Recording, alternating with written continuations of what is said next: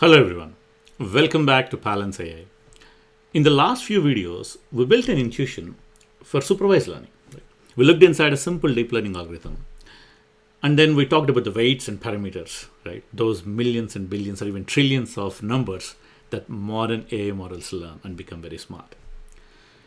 Today I want to zoom in on a piece that quietly does a lot of the magic behind the scenes in neural networks. And that's, you guessed right, activation functions. So you might have heard terms like Sigmoid function, ReLU, or Softmax, or people saying nonlinearity.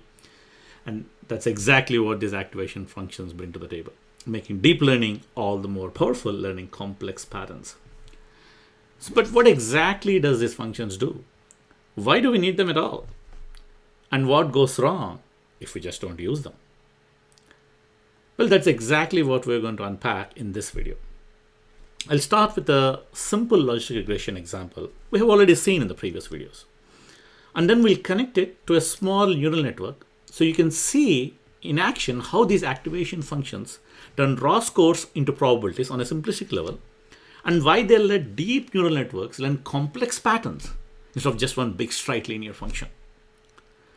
The video is a little bit technical like some of the previous videos, but don't worry, we don't need to understand every equation. Please focus on the big ideas.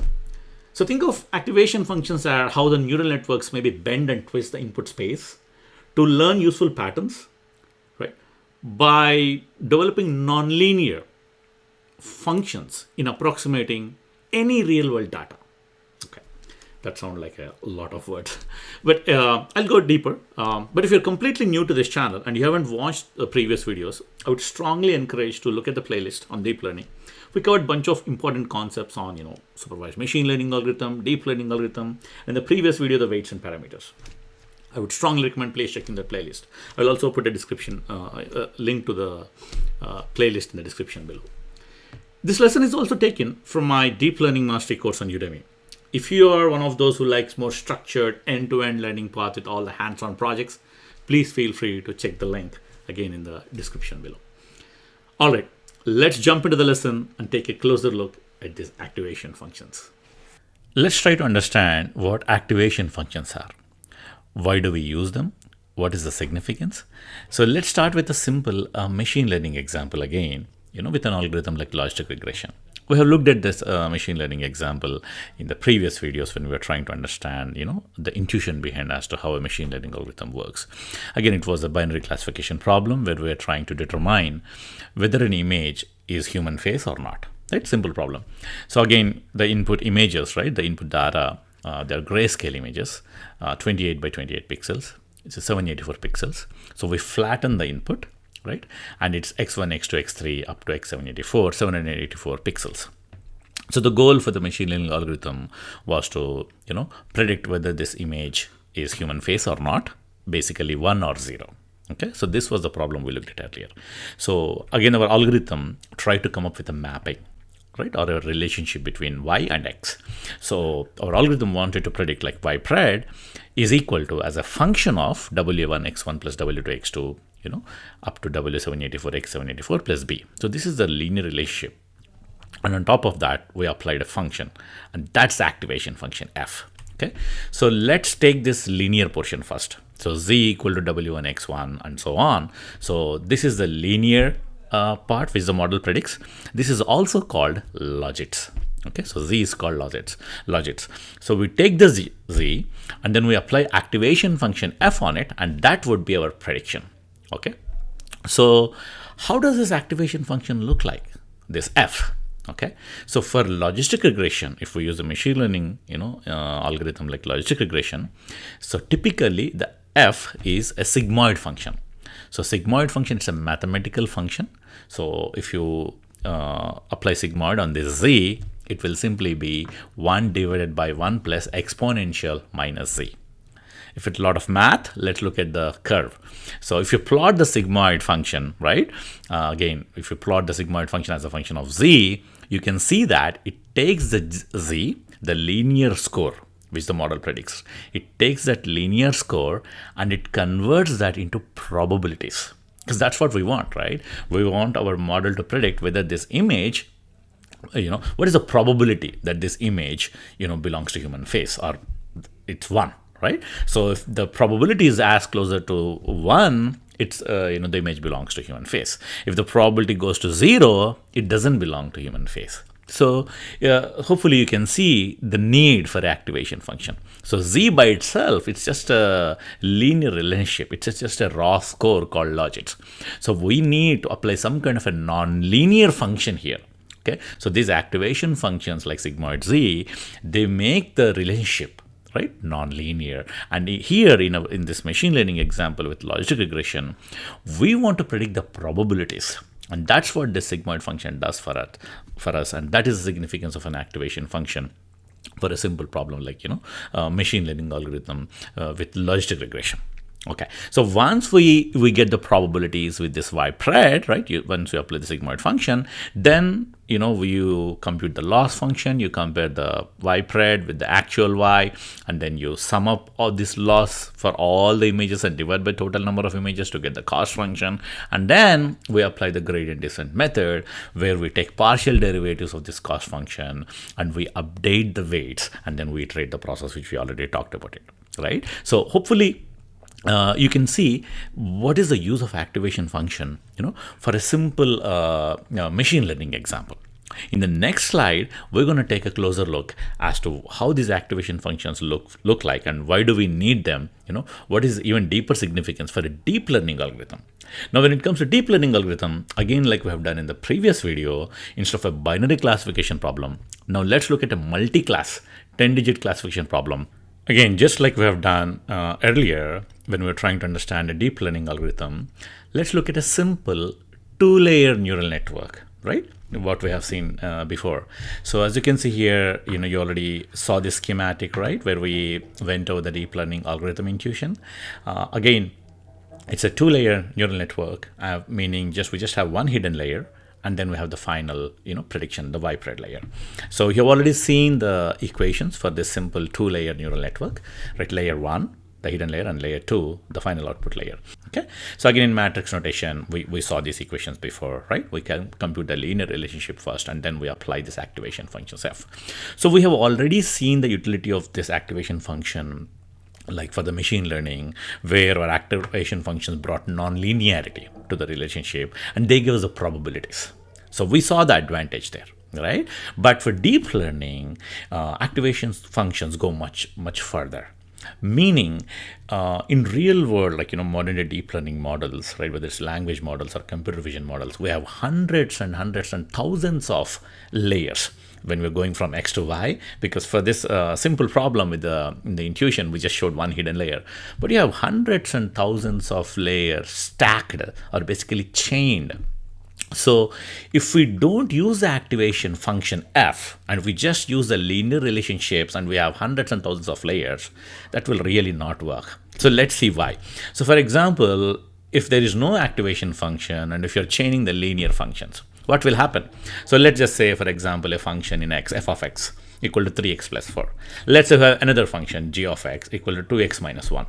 So if you chain this, meaning like if you put g of X inside this X, inside the f function, so f of g f of X, so f of function of g of X, so again you substitute 2x minus 1 in place of X in the first function, so you get 6x plus 1, which is again another linear function.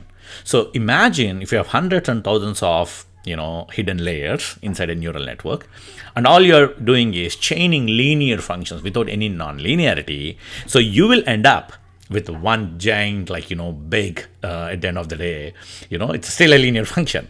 So what is the point of a deep neural network then? All you're going to have is a linear function. So even though you have hundreds and thousands of layers, it's in effect acting like a single layer. So you're going to miss out on the advantages of having these multiple hidden layers, whose goal is to transform the input data into more meaningful representations and capture as many patterns as possible. So that's the goal of deep learning algorithms, right? So that's what this nonlinearity, use of nonlinearity, which comes with the activation function, is about. So in theory, right, if you have a deep stack of layers with nonlinear activation functions, right? They can in principle approximate any continuous function and can capture complex patterns in vast amounts of data. Okay, so that's the main advantage of the activation function. So all the modern day deep learning models, right, offer all the hidden layers and even for the output layer. So we use different activation functions. Okay, all right. Now let's look at the different types of activation functions that are used in the industry, in the field of AI and machine learning and mostly deep learning. Okay, so first one would be the sigmoid function. We have already seen this one. It's 1 divided by 1 plus exponential, minus z. Again, if it's too much math, we can just look at some of us are like visual learners, so looking at the curve can help. So sigmoid function again transforms the z, which is like the raw score, which is the logits the model predicts, into actual probabilities ranging from 0 to 1. Again, it's typically used in binary classification problems. The drawback with sigmoid function is, again, it can cause like vanishing gradient problem. Don't worry about it too much at this stage. We can deal about all these problems which come when you're trying to implement deep stack of neural networks. We're going to discuss this in the later videos.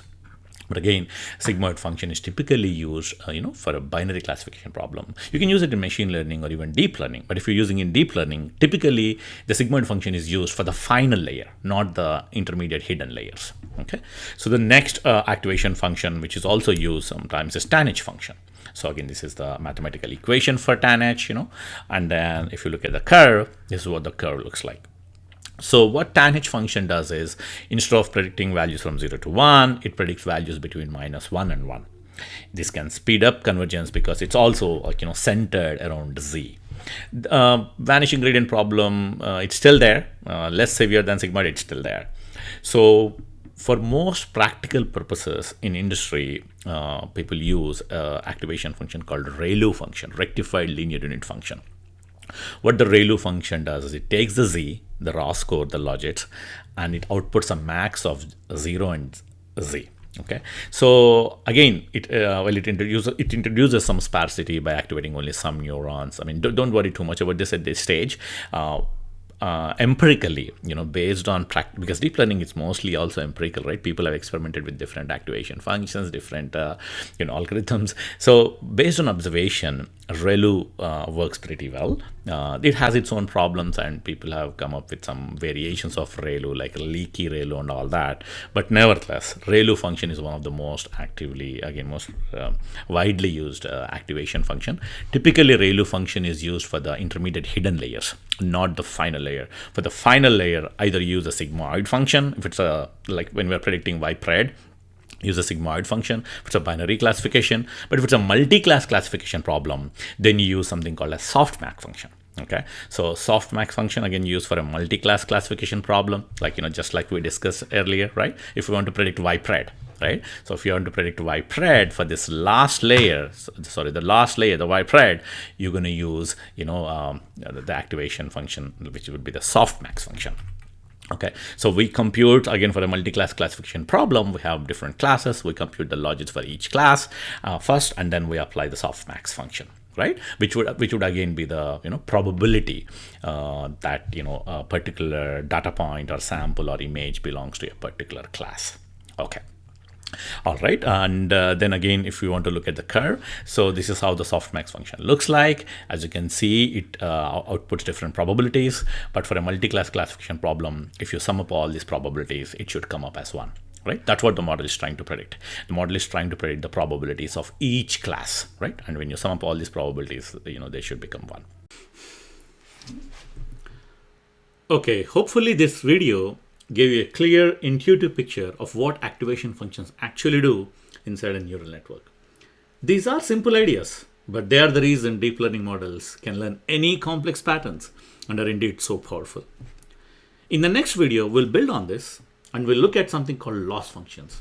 How we measure losses in a deep learning model. What exactly are these losses or errors? And what do the models do to minimize these losses? Okay.